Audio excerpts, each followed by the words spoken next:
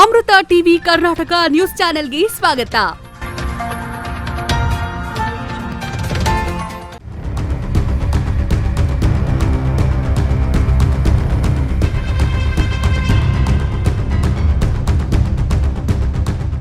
ಗೊಳಲಗುಡ್ಡ ತಾಲೂಕಿನ ಮುರಡಿ ಮತ್ತು ಕೋಟೆಕಲ್ ಸಮೀಪದ ಹೊಲ ಗದ್ದೆಗಳಿಗೆ ಕಾಡು ಹಂದಿಗಳು ದಾಳಿ ಮಾಡಿ ಸೂರ್ಯಕಾಂತಿ, ಮೆಕ್ಕೆಜೋಳ, ಅಲಸಂದಿ ಮತ್ತು ತೊಗರಿ ಮುಂತಾದ ಬೆಳೆಗಳನ್ನು ನಾಶಪಡಿಸಿರುವ ಘಟನೆ ನಡೆದಿದೆ. ಬೆಳೆಗಳು ಎದೆಮಟ್ಟಕ್ಕೆ ಬೆಳೆದು ನಿಂತಿದ್ದು ಇನ್ನೇನು ಕೆಲವು ದಿನಗಳಲ್ಲಿ ಫಸಲು ಕೈಗೆ ಬರುತ್ತಿದ್ವು. ಅಷ್ಟರಲ್ಲಿ ಈ ಘಟನೆ ನಡೆದಿದೆ.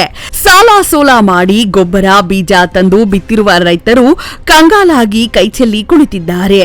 ಕಾಡುಹಂದಿಗಳು ಹಾವಳಿಯಿಂದ ಬೇಸತ್ತಿರುವ ರೈತರು ಅರಣ್ಯ ಇಲಾಖೆಯ ಅಧಿಕಾರಿಗಳು ಈ ಬಗ್ಗೆ ಗಮನ ಹರಿಸಿ ಕಾಡು ಹಂದಿಗಳ ಕಾಟದಿಂದ ರೈತರಿಗೆ ತೊಂದರೆಯಾಗದಂತೆ ಏನಾದರೊಂದು ಪರಿಹಾರ ಮಾಡಬೇಕು ಎಂದು ಸುದ್ದಿ ಮಾಧ್ಯಮದವರ ಮುಖಾಂತರ ರೈತರು ಕೇಳಿಕೊಂಡಿದ್ದಾರೆ.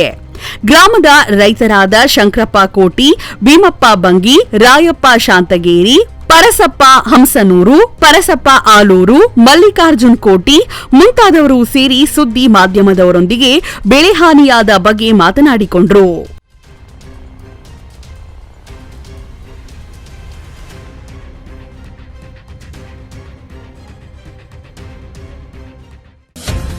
ಅಮೃತ ಟಿವಿ ಕರ್ನಾಟಕ ನ್ಯೂಸ್ ಚಾನೆಲ್ಗೆ ಸ್ವಾಗತ.